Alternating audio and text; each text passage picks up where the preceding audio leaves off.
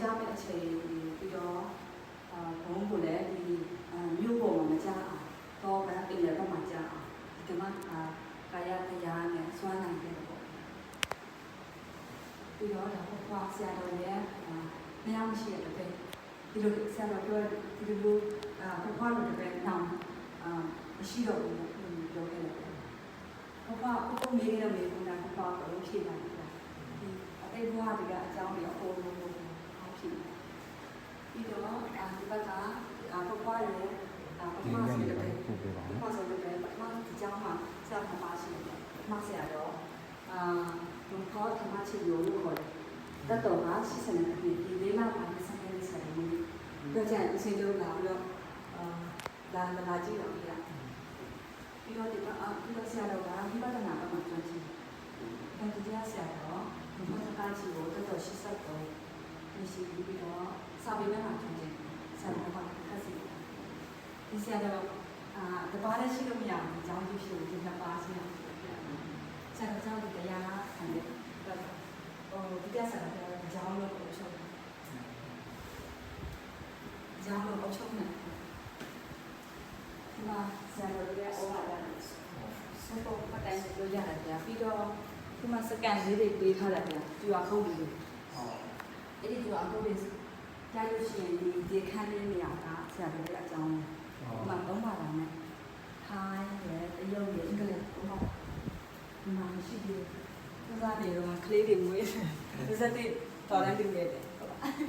တ်တယ်ဒီစက်တွေဒါကမူလဆရာတော်ဖျားတဲ့ကျောင်းဟောင်းပုံလေးပြအခုမင်္ဂလာမြို့နယ်မှာရှိဖို့ပါနိုင်တယ်ဒီမှာဆရာတော်ကျောင်းဟောင်းပုံလေး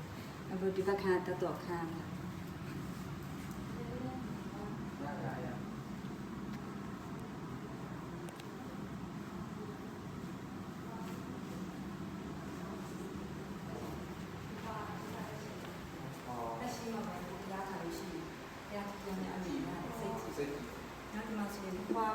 ကျောင်းမှာနေတော့ဒီတစ်ကျောင်းမှာနေတော့ဆိုရင်ဘွားတော့ခဲ့ထွေးတယ်ဒီကနေ့လို့ရှိဒီဘက်တစ်လုံးမှာအထဲမှာစက်ကူလေးတရွတ်ထည့်ထားတယ်ဗျစက်ကူကဘာလို့ထည့်ထားလဲဆိုတော့ဘွားတော့ဒီဆိုလို့ရှိစက်ကူနဲ့ပြန်ပုံတယ်ဘာလို့စက်ကူနဲ့ပြန်ပုံလဲဘွားဘာလို့ဝယ်လဲလို့အလုပ်ခုလုပ်ပြီးလို့ရှိလောက်ပဲဆိုလို့ရှိရင်နောက်ွယ်ကအရင်စဉ်းစားတယ်ဘွားလောက်တော်တယ်တော့နောက်လူကအဆင်ပြေမလားဆိုပြီးစဉ်းစားပြီးသွားတယ်နောက်တစ်လုံးကြတော့ဒီဘိုးတွေခံရတယ်ဘာမှမဟုတ်တော့ဝေးမတက်ဘူးဒီပုံရောဘိုးရဖျားမရှိတဲ့တပည့်ဆိုတော့ချင်းချင်းခံရတဲ့ပုံမျိုးဒီတပည့်မရှိတော့ဘူးဘာမှမသိတဲ့မိသားဘုံမေးတဲ့မိသားဘုံဆိုအញ្ញမ်းကြောက်တော့ဘုံဒီခုဖြေမနာတော့အញ្ញမ်းကြောက်ဒါမှဖြေမနာတော့ခုတော့ရှိတယ်ဒီလိုကကောင်းမှလည်းကတော့မဟုတ်ဘူးဘာလို့တိကျမနာဘူးဒါကိုဆရာတော်ကအញ្ញမ်းဝမ်းတာတော့သူတပည့်ရတယ်သူစင်နေတယ်နောက်ဒီမှာဆရာတော်နဲ့ဘွားနဲ့ဒီကျောင်းကြီးကိုစဖို့တင်ခဲ့တဲ့ပုံဒီလိုတော့ဘွားဒီကျောင်းကိုစတယ်ဘွားကျောင်းရှိအပြင်လောကမှာဆိုတော့ဆက်တယ်နားရတဲ့အချိန်ဒါတော့ဘွားကအဲ့ချိန်မှာအလုပ်ကိုဆောက်လုပ်ပြီးတော့ဆရာတော်ကတော့ဘာပဲရှိတယ်ပန်းငွေ300နဲ့တော့ဒီမှာတော့လာတရားဒီမြေလာဝဲတဲ့အချိန်မြေကအဆင့်ကြီးဖြစ်တယ်ဗျာအပြင်ဆိုင်လို့မရနောက်အဲ့ဒီမြေပိုင်ရှင်လည်းဒီလားဘယ်လိုဝဲပြီးလားနောက်ပေါ်လို့တော့ဝဲတဲ့အချိန်မှာဘွားကဝဲတာကိုမရောက်တော့တောင်းတူနေလို့ဘွားကမြေပိုင်ရှင်ပြောပြီးတော့မြေပိုင်ရှင်ရဲ့သူရဲ့မွေးနေ့တဲ့တိုက်ဆိုင်ကိုဒီမှာပြထားတယ်အဲ့ဒီနောက်တော့ဘွားနဲ့ဆရာတော်တို့စေချိန်စမ်းပြီးတော့အပြင်စမ်းဆိုင်ရတယ်ဒီစီပေါ့နောက်ဆုံးတော့ပဲရပါတယ်ဒီဆိုင်ရရတယ်ဒါဒီနေ့ကကြိုးစားရတဲ့လူတွေဒါဒီမှာတော့မရဘူးဗျာနောက်ဒီမှာဆိုဘွားကြည့်ခဲ့တဲ့ဒီဘုရားတော်ကျေးဇူးပါကျမ်းမှာဆိုဘုရားတော်ရှိတယ်တမထားတယ်တမထားတယ်ဆရာတော်ဆောက်ကျမ်းမှာအခေါ်အဆုံးရှိတယ်ကိုပါတဲ့လို့ယူနေအကုန်လုံးသိကြတယ်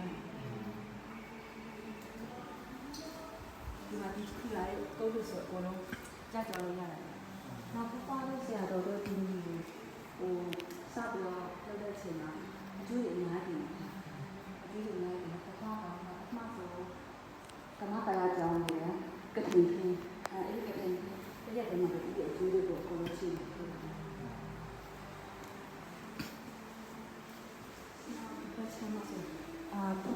ပူရဲ့အကြောင်းမှနေတော့တော့ပါမှာနေတော့တက်ရှင်ကျတဲ့ပုံကြီးဒီအကြောင်းရင်းတွေကလောက်ရတယ်ကိုယ်ကိုတက်ရှင်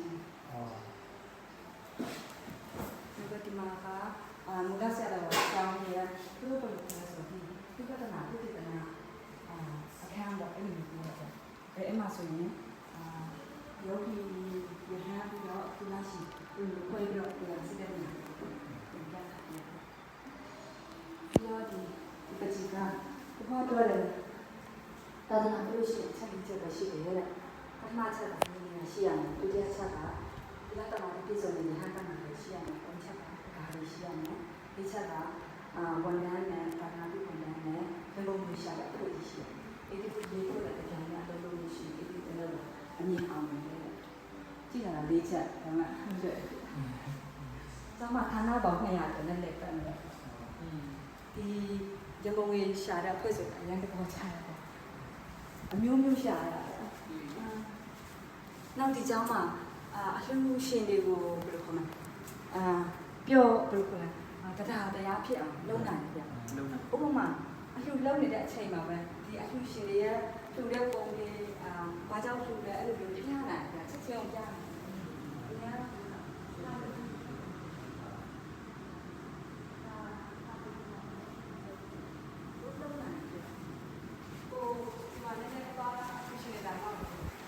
ရှင်မသိမှန်းတာဖြစ်လာတော့အများကြီးနောက်တော့ဒီဗီဒီယိုရိုက်တဲ့ဖွဲ့တွေဆိုအများကြီးရှိတယ်ဌာနဖွဲ့တွေအများကြီးပြန်ဖွဲ့တယ်ဒီမှာစက်ပစ္စည်းတွေမြေပညာစက်ပစ္စည်းအကောင်ဆုံးလို့ဆရာတော့ငွေကြောင့်ဘယ်လိုခြေချခံနိုင်လဲအရင်ကအလုပ်ဖြစ်တာပေါ့နော်ဆရာအဲ့နောက်ဒီနေရာကဘုရားရဲ့နေရာငယ်တော့ဘုရားတို့မိသားစု9ယောက်ရှိတယ်ဦးစင်းလေးပါခါမှာလားမလား9ယောက်ရှိတယ်ဘုရား9ယောက်လားပြီအဖေကဆင်းရဲမျိုးလားအမေကချမ်းသာတယ်မျိုး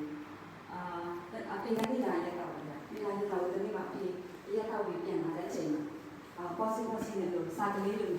possible နဲ့ပြောတော့အဲ့အမေကအဲ့လိုဘာလို့တမီးတို့ချင်းမင်းတို့ပြေအလုပ်လည်းမလုပ်ဘူးအမေအိမ်မှာလည်းခုနာနေတယ်လုပ်လည်းမလုပ်ဘူး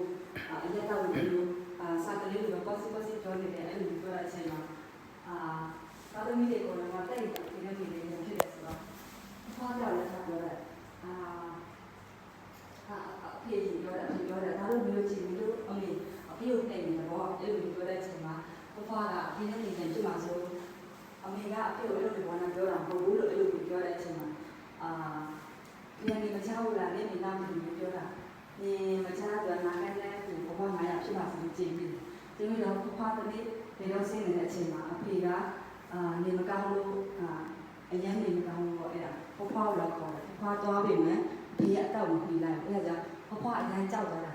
ဒီအဖေပြောတဲ့စကားကိုပြန်တော့မချင်လိုက်ရတာတော့ခိုင်းတယ်ကသူတို့ယုံကြည်မိဘရဲ့ပြပနေဖက်စကားလေးဖြစ်တယ်ဆိုတော့ယုံကြည်နောက်တစ်ခုဖြစ်လို့ရှိရင်လည်း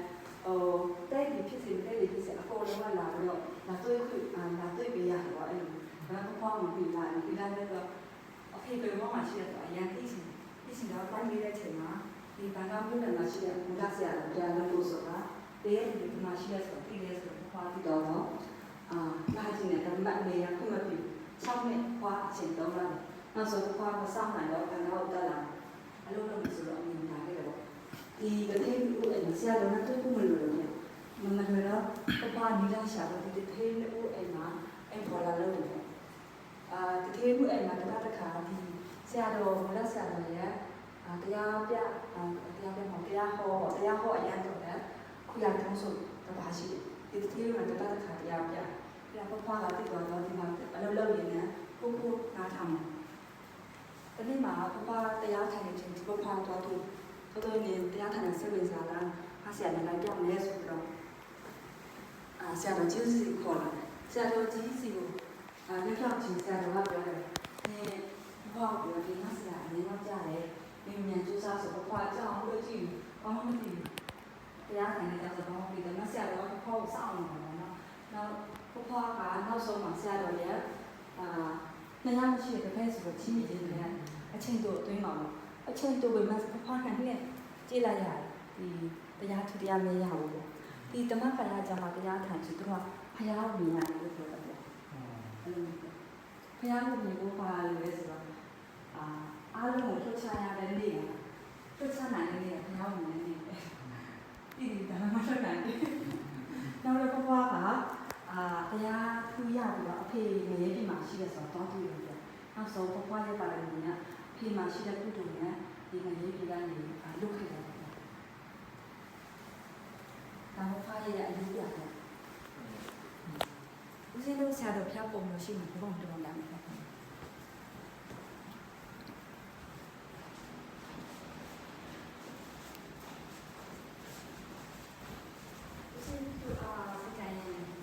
ကံထပ်ပြီးတော့လေဖွားအကြောင်းလေးလာတင်တော့ပြီးတော့ဒီဓမ္မကာယဘုရားခံတဲ့ဒီအကြောင်းကိုပြောတယ်။ဒီတော့